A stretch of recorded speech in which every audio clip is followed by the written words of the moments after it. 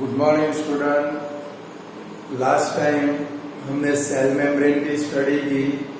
Cell membrane के अंदर हम लोगों ने ओस्मोसिस की स्टडी की थ्रू एग सेल थ्रू। हम लोगों ने देखा कि एप्रिकॉट थ्रू देखा, ड्राई और ग्रीन ग्रेप्स थ्रू हम लोगों ने स्टडी की ओस्मोसिस की। ओस्मोसिस के लिए रिस्पॉन्सिबल है डिफरेंट टाइप के सॉल्यूशन। 3 टाइप के सॉल्यूशन हमने देखे, हाइपोटोनिक, आइसोटोनिक, हाइपरटोनिक। इसके बाद में हमने सेल वॉल देखी। सेल वॉल के अंदर भी हमने प्लाज्मोलाइसिस की थियरी पढ़ी। तो भाई सेल जब भी वाटर को लूज करे तो सेल के अंदर श्रिंकेज या तो कॉन्ट्रैक्शन होता है, जिसके कारण सारे सेल के कंटेंट सेल वॉल से सेपरेट होकर सेल वॉल से दूर चले जाते हैं, जिसको हम लोग क्या बोलते हैं स्टूडेंट? प्लाज्मोलाइसिस। ट्रेडेस्केशिया लीफ थ्रू हम लोगों ने प्लाज्मोलाइसिस की स्टडी की। यानी कि अब बारी आती है स्टूडेंट, सेल मेम्ब्रेन की पूरी स्टडी हम लोगों ने कर ली, सेल वॉल की भी स्टडी की। आज हम लोग स्टडी करने वाले न्यूक्लियस की। किसकी स्टडी करेंगे स्टूडेंट? न्यूक्लियस की स्टडी करेंगे। अब स्टूडेंट चैप्टर की शुरुआत के अंदर सेल की स्टडी करने के लिए हम लोगों ने क्या किया था भाई? ओनियन लेप की एक टेम्पररी स्लाइड बनाई थी। तो भाई स्टूडेंट चैप्टर की शुरुआत में हम लोगों ने सेल की स्टडी करने के लिए क्या किया था? ओनियन लेप की एक टेम्पररी स्लाइड बनाई थी। और उस टाइम भी मैंने आपको बोला था तो भाई वो स्लाइड को कभी स्लाइड बनाकर वो स्लाइड की हम लोग स्टडी करेंगे। तो वो स्टडी के अंदर सपोज हम लोग उसको माउंट नहीं करते, उसके ऊपर मैंने बोला था सेफ्रेनिन, मिथिलीन ब्लू या तो आयोडीन का आप सॉल्यूशन रख सकते हो। तो भाई सपोज वो सॉल्यूशन रखे बगैर तो भाई आयोडीन का सॉल्यूशन, मिथिलीन ब्लू का सॉल्यूशन या तो हम लोग सेफ्रेनिन का सॉल्यूशन रखे बगैर अगर वो स्लाइड को माइक्रोस्कोप अंडर ऑब्जर्व करेंगे तो स्लाइड पूरी हमें कैसी अपीयर होगी स्टूडेंट? ट्रांसपेरेंट अपीयर होगी। बट उसी स्लाइड के ऊपर हम लोग सेफ्रेनिन का सॉल्यूशन या तो मिथिलीन ब्लू का सॉल्यूशन या तो आयोडीन का सॉल्यूशन रखकर अगर उस स्लाइड की हम लोग स्टडी करते हैं तो जब भी हम लोग सेफ्रेनिन, ईओसी, मिथिलीन ब्लू या तो आयोडीन का सॉल्यूशन रख के वो स्लाइड का ऑब्जर्वेशन करते तो वो स्लाइड के अंदर उसके डिफरेंट पार्ट लाइक उसके अंदर साइटोप्लाज्म है, सेल मेम्ब्रेन है, न्यूक्लियस है, वो डिफरेंटली क्या होते हैं भाई? माउंटेड होते हैं।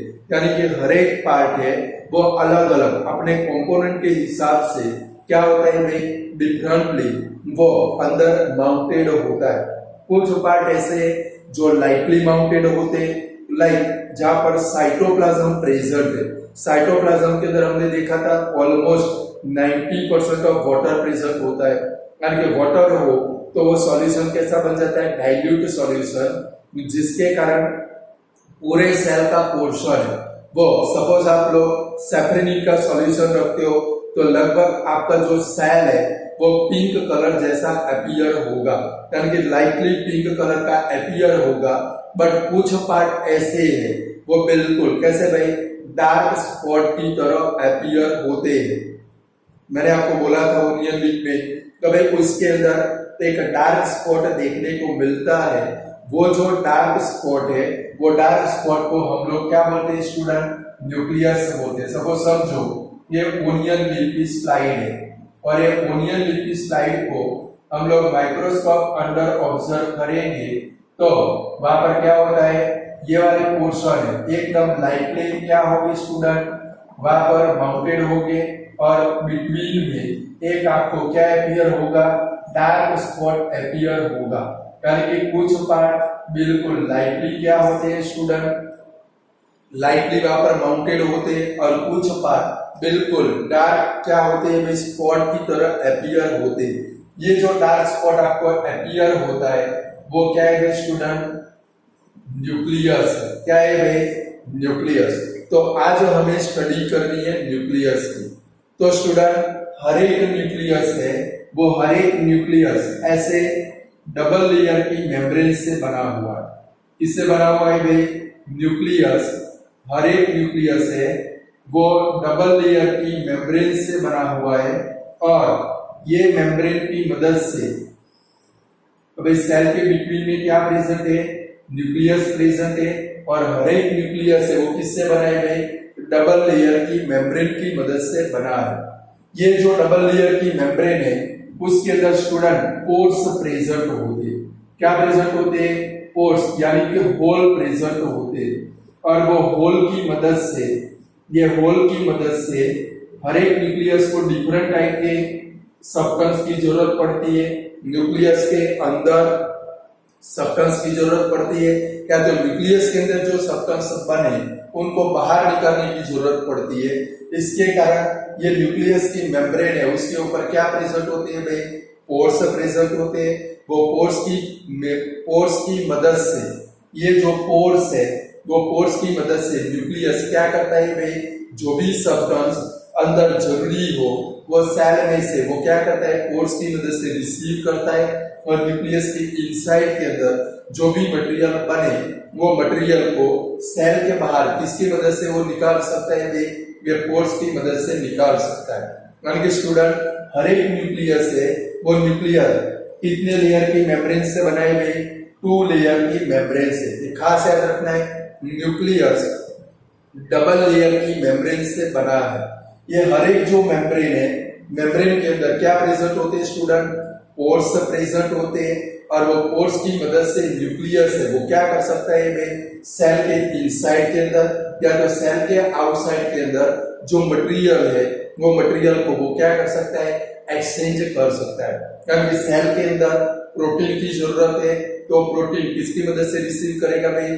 सेल के बाहर सपोज रिबोसोम ने जो प्रोटीन से बनाया वो जो प्रोटीन है वो प्रोटीन किसकी मदद से रिसीव करेगा? पोर्स की मदद से सेल के अंदर न्यूक्लियस के अंदर एंटर होगा और न्यूक्लियस के अंदर जो भी सब्सटेंस बने उनको सेल के बाहर एग्जिट करना है, आउटसाइड में सेंड करना है। वो किसकी मदद से एग्जिट कर सकता है? ये न्यूक्लियर मेम्ब्रेन के ऊपर जो पोर्स प्रेजेंट है वो पोर्स की मदद से वो क्या कर सकता है भाई? एग्जिट कर सकता है। हर एक न्यूक्लियस के अंदर स्टूडेंट हर एक न्यूक्लियस के अंदर क्रोमोसोम प्रेजेंट है। कभी ये जो हर एक न्यूक्लियस है वो हर एक न्यूक्लियस के अंदर क्या प्रेजेंट होते हैं? ऐसे थ्रेड लाइक स्ट्रक्चर प्रेजेंट होते हैं। वो जो थ्रेड लाइक स्ट्रक्चर है वो स्ट्रक्चर को हम लोग क्या बोलते हैं? क्रोमोसोम बोलते हैं। क्या बोलते हैं भाई? क्रोमोसोम। हर एक न्यूक्लियस के अंदर थ्रेड लाइक, रॉड लाइक एक सरिये के जैसे स्ट्रक्चर प्रेजेंट है, उसको rod like shaped structure present है। वो स्ट्रक्चर को हम लोग क्या बोलते हैं स्टूडेंट? क्रोमोसोम बोलते हैं। और ये जो क्रोमोसोम है वो क्रोमोसोम के अंदर, ये जो क्रोमोसोम है वो क्रोमोसोम के अंदर इनहेरिटेड कैरेक्टर, ये जो क्रोमोसोम है वो क्रोमोसोम के अंदर इनहेरिटेड कैरेक्टर की इंफॉर्मेशन प्रेजेंट होती है। अब ये इनहेरिटेड कैरेक्टर क्या होते हैं स्टूडेंट? कि भाई कैरेक्टर जो पेरेंट्स में से ऑफस्प्रिंग के अंदर ट्रांसफर होते हैं, ऐसे टाइप के जो कैरेक्टर है इनको क्या बोलते हैं? Inherited character. यानी कि हर एक न्यूक्लियस के अंदर क्या प्रेजेंट है भाई? क्रोमोसोम प्रेजेंट है। ये जो क्रोमोसोम का स्ट्रक्चर है वो किसके जैसा है भाई? रॉड लाइक शेप्ड स्ट्रक्चर के, एक सरिये के जैसे शेप के उनका क्या होता है भाई? स्ट्रक्चर प्रेजेंट होता है। ये क्रोमोसोम के ऊपर क्या प्रेजेंट होती है भाई? इनहेरिटेड कैरेक्टर की इंफॉर्मेशन। तो भाई इनहेरिटेड कैरेक्टर की इंफॉर्मेशन किसके अंदर प्रेजेंट होती है भाई? क्रोमोसोम के अंदर प्रेजेंट होती है। इनहेरिटेड कैरेक्टर का मतलब होता है कि भाई कैरेक्टर जो पेरेंट्स में से ऑफस्प्रिंग के अंदर ट्रांसफर होते हैं, ऐसे टाइप के जो कैरेक्टर है वो कैरेक्टर को क्या बोलते हैं भाई? Inherited character. लाइक एक स्पैरो एग लेड करेगी, एक स्पैरो एग लेड करेगी, वो एग में से सिर्फ और सिर्फ किसका बच्चा हैच होता है भाई? स्पैरो का बच्चा हैच होता है। कभी स्पैरो जब भी एग लेड करेगी वो एग में से सिर्फ और सिर्फ किसका बच्चा हैच होगा भाई, स्पैरो का ही बच्चा हैच होगा। ये जो कैरेक्टर है उसके लिए रिस्पॉन्सिबल कौन है भाई, क्रोमोसोम रिस्पॉन्सिबल है, यानी कि एग के अंदर क्या प्रेजेंट है भाई, स्पैरो के एग प्रेजेंट है। वो जो क्रोमोसोम है उनके ऊपर क्या प्रेजेंट है भाई, इनहेरिटेड कैरेक्टर की इंफॉर्मेशन, यानी कि पेरेंट्स के अंदर जो कैरेक्टर है वो कैरेक्टर उसमें प्रेजेंट है, वो क्रोमोसोम प्रेजेंट है, उसके कारण वो एग में से सिर्फ और सिर्फ स्पैरो का बच्चा बाहर आता है, कभी भी पैरोट का बच्चा बाहर आता नहीं है। सेम एक बीच है, एक कुत्ती है, वो क्या कर सकती है भाई, पप ही यानी कि गलूड़ी ही बॉर्न कर सकती है। कभी भी कोई बीच क्या करे भाई, बच्चे को बॉर्न करे, वो पीग के बच्चे कभी भी होते नहीं है। उसका मेन कॉज कौन सा है भाई, उसके अंदर कौन सी इंफॉर्मेशन प्रेजेंट है भाई, इनहेरिटेड कैरेक्टर। और ये इनहेरिटेड कैरेक्टर की इंफॉर्मेशन किसके अंदर प्रेजेंट होती है भाई, क्रोमोसोम के अंदर। हर एक क्रोमोसोम के ऊपर डीएनए प्रेजेंट होता है। क्या होता है स्टूडेंट, और एक डीएनए के अंदर इनहेरिटेड कैरेक्टर के इंफॉर्मेशन प्रेजेंट है। डीएनए इसका फुल फॉर्म आपको याद रखना है, डीऑक्सी रिबोन्यूक्लिक एसिड।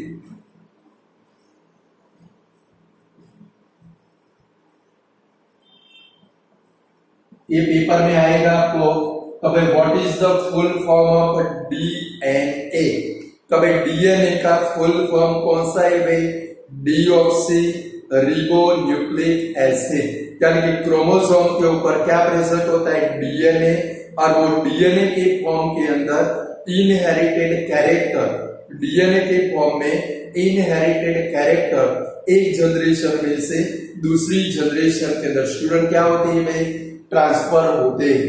यानी कि ये जो क्रोमोसोम है, क्रोमोसोम किसमें से बने हैं स्टूडेंट, डीएनए एंड प्रोटीन। कभी क्रोमोसोम, ये भी याद रखना है, कभी chromosome are made up of blank, तो क्रोमोसोम किसमें से बने हैं भाई, डीएनए एंड प्रोटीन में से बने हैं। यानी कि न्यूक्लियर की जो डबल लेयर मेम्ब्रेन है, अंदर किसकी जरूरत है, प्रोटीन की। वो प्रोटीन किसकी मदद से रिसीव करता है भाई, पोर्स की मदद से। न्यूक्लियस के अंदर क्या प्रेजेंट है student, rod like shaped structure.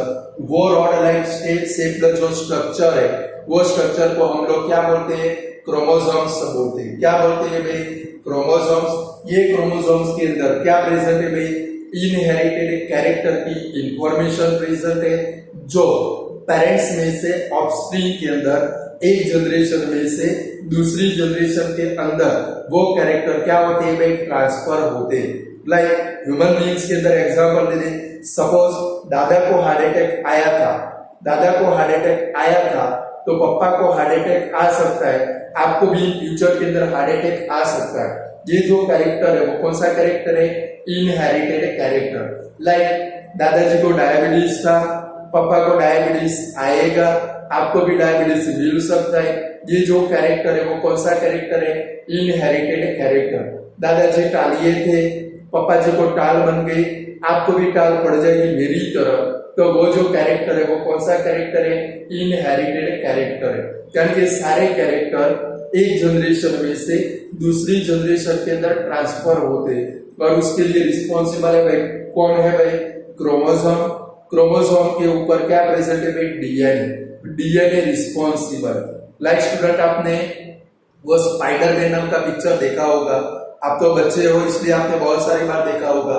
उसके अंदर मेन पोर्शन कौन सा है, वो जो इंसान है, जो हीरो है, वो हीरो को ऊपर से एक स्पाइडर आके बाइट करता है, यहाँ पर ही लगभग बाइट करता है, और जैसे ही बाइट करता है उसके बाद का 5 मिनट वाला पोर्शन में देखने वाला, ऐसा कभी पॉसिबल नहीं है, बट वहां पर जो प्रोड्यूसर है जिसने फिल्म बनाई उसने बताया पूरा डीएनए उसका क्या होता है, चेंज होता है। डीएनए का स्ट्रक्चर पूरा क्या हो जाता है भाई, चेंज हो जाता है, और वो इंसान में से क्या बन जाता है भाई, स्पाइडरमैन बन जाता है। यानी कि इनहेरिटेड कैरेक्टर के लिए रिस्पॉन्सिबल कौन है भाई, डीएनए रिस्पॉन्सिबल है।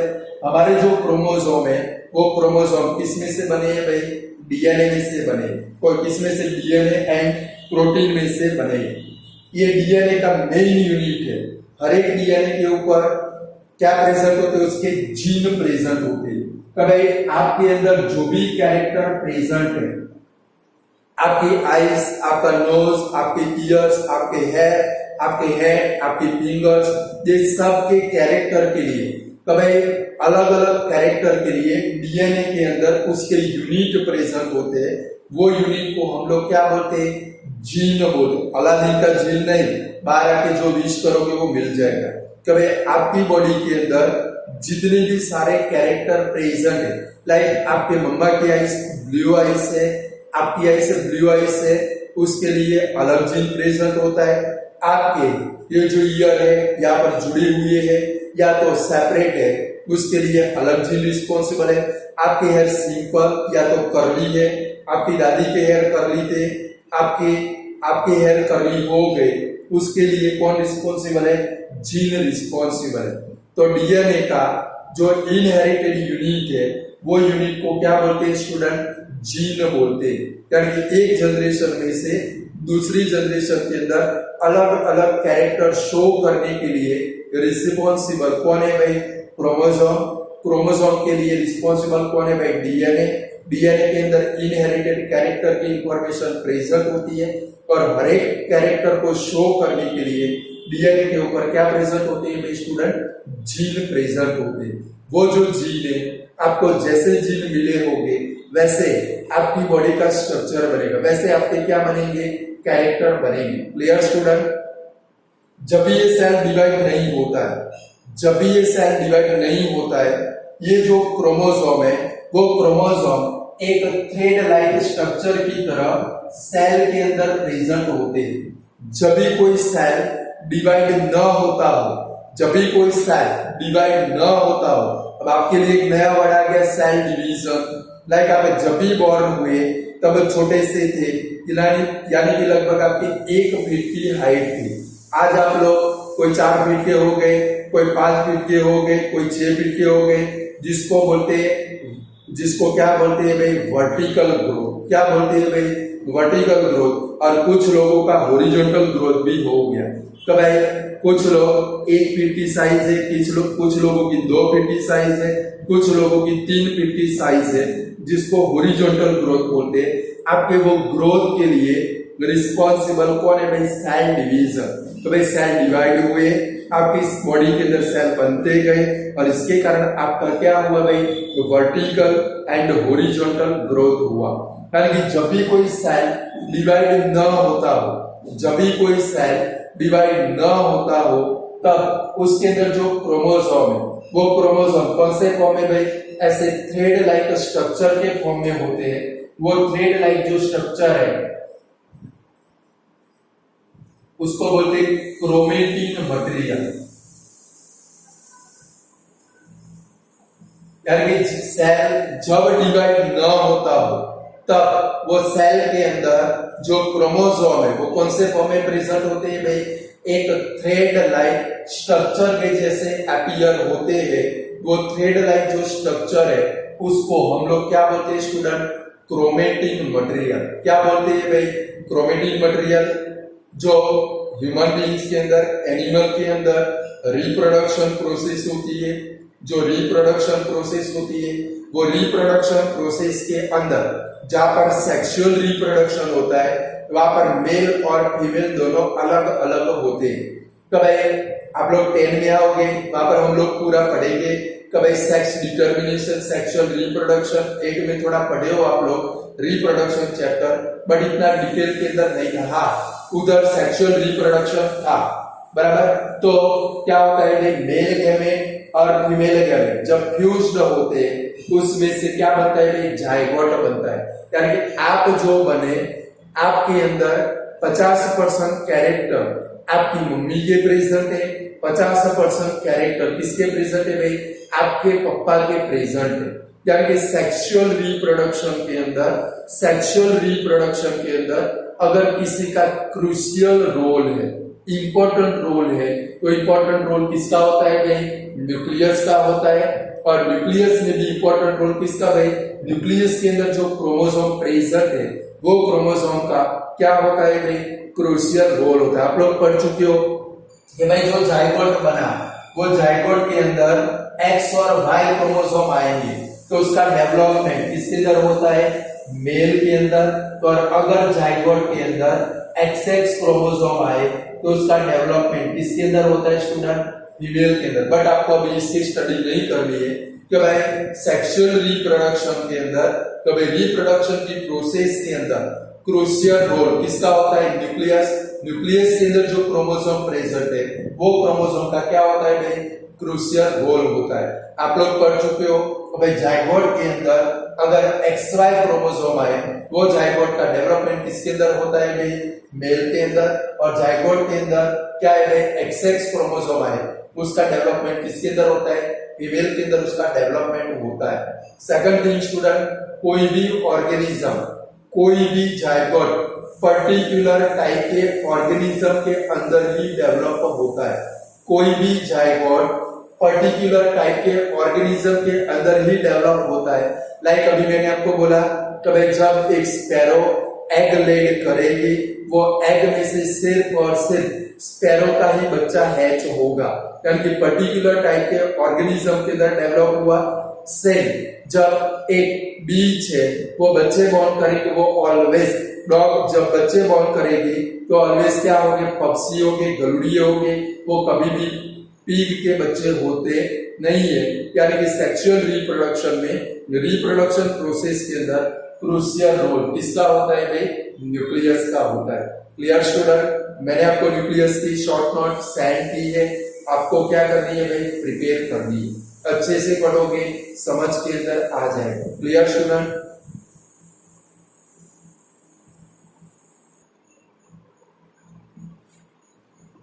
तो स्टूडेंट हम लोगों ने देखा न्यूक्लियस कि भाई जब भी हम लोग ओनियन लीफ की टेम्पररी माउंट स्लाइड बनाकर माइक्रोस्कोप अंडर ऑब्जर्व करें, उसको माउंटेड करे बगैर डायरेक्टली अगर हम लोग माइक्रोस्कोप अंडर ऑब्जर्व करें तो पूरी स्लाइड हमें कैसी अपीयर होती है, ट्रांसपेरेंट अपीयर होती है। वो स्लाइड के ऊपर iodine, safranin, eosin, methylene blue का अगर सॉल्यूशन रखे तो स्लाइड के अलग अलग पार्ट अलग अलग क्या होते हैं, माउंटेड होते हैं। लाइक साइटोप्लाज्म थोड़ा डीप लाइटेड माउंटेड होता है। सेम जो न्यूक्लियस है वो बिल्कुल कैसे भाई, डार्क स्पॉट की तरह उसके अंदर क्या होता है भाई, माउंटेड होता है। ये जो न्यूक्लियस है, न्यूक्लियस कितने लेयर की मेम्ब्रेन से बना है, डबल लेयर की मेम्ब्रेन। कभी न्यूक्लियस कितने लेयर की, जितने भी सारे वेल डेवलप्ड ऑर्गेनिज्म है इंक्लूडिंग ह्यूमन बीइंग्स, वो सभी के अंदर जो न्यूक्लियर मेम्ब्रेन है, न्यूक्लियस की जो मेम्ब्रेन है जिसको क्या बोलते हैं, न्यूक्लियर मेम्ब्रेन। ये जो न्यूक्लियर मेम्ब्रेन है वो किससे बनी है भाई, डबल लेयर की मेम्ब्रेन। ये जो डबल लेयर की मेम्ब्रेन है वो डबल लेयर की मेम्ब्रेन के ऊपर क्या प्रेजेंट होते हैं, पोर्स प्रेजेंट होते हैं। और वो पोर्स की मदद से, ये जो पोर्स है, पोर्स की मदद से न्यूक्लियस के इनसाइड के अंदर या तो न्यूक्लियस के आउटसाइड के अंदर जो मटेरियल है वो मटेरियल का क्या होता है भाई, एक्सचेंज होता है। यानी कि पोर्स की मदद से न्यूक्लियस के इन में या तो न्यूक्लियस के बाहर जो मटेरियल है उसका क्या होता है भाई, साइटोप्लाज्म में से, सेल के बाद न्यूक्लियस के बाद तो क्या प्रेजेंट है, साइटोप्लाज्म। वो साइटोप्लाज्म में से डिफरेंट टाइप के सब्सटेंस मटेरियल न्यूक्लियस के अंदर इन होते या तो न्यूक्लियस में से बाहर निकलते। हर एक न्यूक्लियस के अंदर क्या प्रेजेंट है, रॉड लाइक शेप्ड स्ट्रक्चर। वो रॉड लाइक शेप्ड स्ट्रक्चर को स्टूडेंट हम लोग क्या बोलते हैं भाई, क्रोमोसोम्स बोलते हैं। वो क्रोमोसोम्स के अंदर क्या प्रेजेंट है भाई, इनहेरिटेड कैरेक्टर की इंफॉर्मेशन प्रेजेंट है। कभी ये क्रोमोसोम्स है, वो क्रोमोसोम के अंदर क्या प्रेजेंट है स्टूडेंट, इनहेरिटेड कैरेक्टर की इंफॉर्मेशन प्रेजेंट है। ये इनहेरिटेड कैरेक्टर मींस कैरेक्टर जो जनरेशन टू जनरेशन, एक जनरेशन में से दूसरी जनरेशन के अंदर ट्रांसफर होते। लाइक आपके मम्मी पापा की जनरेशन है, उनमें से आपके अंदर ट्रांसफर हुए, आप में से आपकी नई जनरेशन आएगी, उनके अंदर ट्रांसफर होगी। ऐसे टाइप के जो कैरेक्टर है इनको क्या बोलते हैं स्टूडेंट, इनहेरिटेड कैरेक्टर। और ये जो इनहेरिटेड कैरेक्टर है वो कौन से फॉर्म में ट्रांसफर होते हैं, डीएनए के फॉर्म में। कौन से फॉर्म में? डीएनए। ये डीएनए का जो फुल फॉर्म है वो कौन सा है भाई? Deoxy ribonucleic acid. डीएनए का फुल फॉर्म कौन सा? Deoxy ribonucleic acid. और ये जो क्रोमोसोम है वो क्रोमोसोम किससे बने हैं भाई? डीएनए एंड प्रोटीन से। क्रोमोसोम कौन से टाइप के मटेरियल में से बने हैं भाई? DNA and protein. और डीएनए का सेगमेंटेड जो यूनिट है, ये याद रखना है, ब्लैंक में मिलेगा। डीएनए का जो सेगमेंटेड यूनिट है, which is the segmented unit of DNA. DNA का यूनिट कौन सा है भाई? जीन। एक डीएनए के ऊपर 30,000 to 40,000 जीन प्रेजेंट होते हैं। स्टूडेंट, एक डीएनए के ऊपर 30,000 से 40,000 जीन प्रेजेंट होते हैं। और हर एक जीन है वो हर एक जीन अपने अलग अलग कैरेक्टर के लिए रिस्पॉन्सिबल होता है। यानी आपके अंदर जो कैरेक्टर प्रेजेंट है वो हर एक कैरेक्टर के लिए रिस्पॉन्सिबल कौन है भाई? जीन रिस्पॉन्सिबल है। कौन रिस्पॉन्सिबल है भाई? डिफरेंट कैरेक्टर के लिए डीएनए के ऊपर क्या प्रेजेंट होते हैं भाई? जीन प्रेजेंट होते हैं। यानी कि डीएनए का सेगमेंटेड यूनिट है वो कौन सा है भाई? जीन है। और ये हर एक जीन डिफरेंट कैरेक्टर के लिए रिस्पॉन्सिबल है। लाइक जो कैरेक्टर थे वो मैंने आपको समझाया। जब भी सेल डिवाइड फॉर्म में नहीं होता है भाई, सपोज कोई सेल के अंदर डिवीजन प्रोसेस होती नहीं है, वो सेल के अंदर जो क्रोमेटिन जो क्रोमोसोम है वो क्रोमोसोम कौन से फॉर्म में होते हैं भाई? एक थ्रेड लाइक स्ट्रक्चर के फॉर्म में, डोरी के जैसे, गुजड़े के जैसे स्ट्रक्चर के फॉर्म में होते हैं। और वो जो स्ट्रक्चर है जिसको हम लोग क्या बोलते हैं स्टूडेंट? Chromatin material. क्या बोलते हैं भाई? Chromatin material. जब भी सेल का डिवीजन होता है वो क्रोमेटिन मटेरियल थोड़ा थिकर बनता है और उसमें से क्या बन जाते हैं भाई? क्रोमोसोम्स बन जाते हैं। सेक्सुअल रिप्रोडक्शन के अंदर, रिप्रोडक्शन प्रोसेस के अंदर सबसे क्रूशियल रोल अगर किसी का है, सबसे इंपॉर्टेंट रोल अगर किसी का है, वो किसका है भाई? ये क्रोमोसोम का है। यानी कि न्यूक्लियस का रोल है। किसका रोल है भाई? न्यूक्लियस। यानी कि कोई भी ऑर्गेनिज्म पर्टिकुलर टाइप के ऑर्गेनिज्म के अंदर डेवलप होता है उसके लिए रिस्पॉन्सिबल है न्यूक्लियस। न्यूक्लियस के अंदर जो क्रोमोसोम प्रेजेंट है वो क्रोमोसोम के ऊपर जो डीएनए प्रेजेंट है वो डीएनए उसके लिए क्या बनता है स्टूडेंट? रिस्पॉन्सिबल बनता है। अब जरा थोड़ा आगे बढ़े तो स्टूडेंट, कुछ ऑर्गेनिज्म ऐसे हैं जिनके अंदर ये जो न्यूक्लियस की मेम्ब्रेन है, अभी हमने देखा कभी न्यूक्लियस की मेम्ब्रेन कैसी होती है?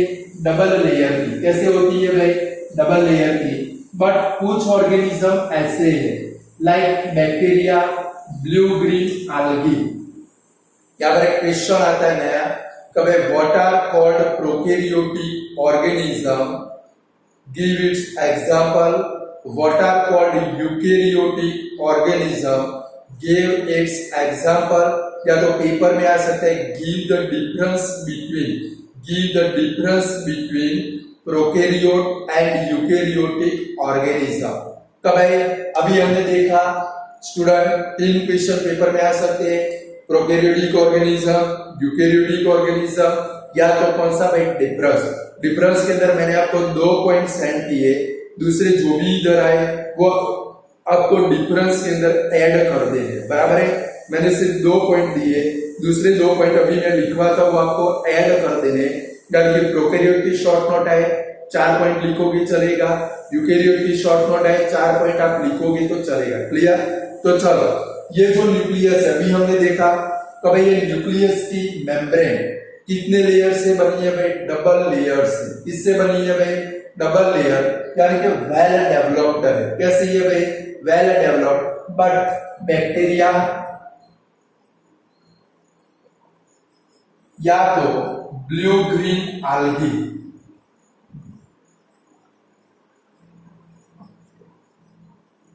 ये प्रिमिटिव टाइप के ऑर्गेनिज्म, बिल्कुल प्राइमरी। प्रिमिटिव का मतलब होता है प्राइमरी टाइप के।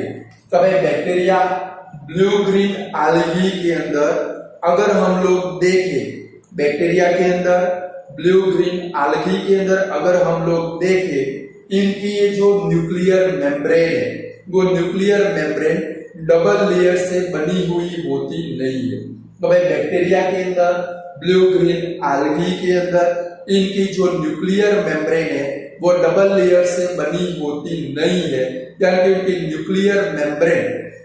न्यूक्लियर मेम्ब्रेन न्यूक्लिक एसिड से बनी होती है। उनकी न्यूक्लियर मेम्ब्रेन न्यूक्लिक एसिड से बनी होती है, जिसको क्या बोलते हैं भाई? न्यूक्लियोइड बोलते हैं। क्या बोलते हैं भाई? न्यूक्लियोइड। याद रखना है, कभी बैक्टीरिया के अंदर, ब्लू ग्रीन आल्गी के अंदर उनकी जो न्यूक्लियर मेम्ब्रेन है, जो न्यूक्लियर रीजन, मेम्ब्रेन का रीजन है, वो वेल डेवलप्ड होता नहीं है। वो सिर्फ और सिर्फ किससे बना होता है भाई? सिंगल लेयर की मेम्ब्रेन से, यानी न्यूक्लिक एसिड में से बना होता है, जिसको क्या बोलते हैं भाई? न्यूक्लियोइड बोलते हैं। और ऐसे टाइप के जो ऑर्गेनिज्म है उनको क्या बोलते हैं? Prokaryotic organism. कभी ऐसे टाइप के जो ऑर्गेनिज्म है उनको क्या बोलते हैं भाई? प्रोकैरियोटिक ऑर्गेनिज्म, यानी कि organism in which nuclear membrane is not well developed, या तो nucleus is not well developed. Organism in which nuclear membrane or nucleus is not well developed are called prokaryotic organism। Pro का मतलब क्या होता है student? Primitive. और carrion का मतलब क्या होता है? न्यूक्लियस। यानी कि ऑर्गेनिज्म जिनका न्यूक्लियस प्रिमिटिव टाइप का, ओनली प्राइमरी टाइप का है, ऐसे टाइप के जो ऑर्गेनिज्म है इनको हम लोग क्या बोलते हैं student? Prokaryotic organism. Organism in which nuclear membrane is not well developed are called prokaryotic organism. ये फर्स्ट पॉइंट है स्टूडेंट। ये जो ऑर्गेनिज्म है, आपको 2 पॉइंट मैंने लिख के दिए, तो प्रोकैरियोटिक में आप लिखोगे कभी सिंगल क्रोमोसोम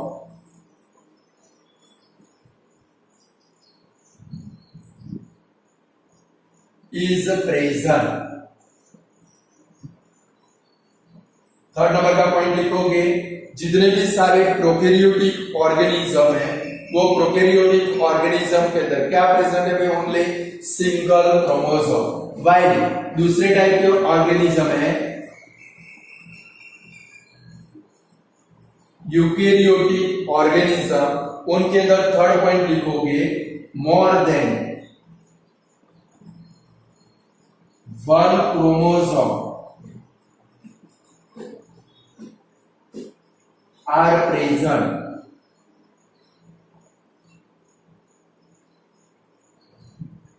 सबसे first organism, how many type of organism which are they?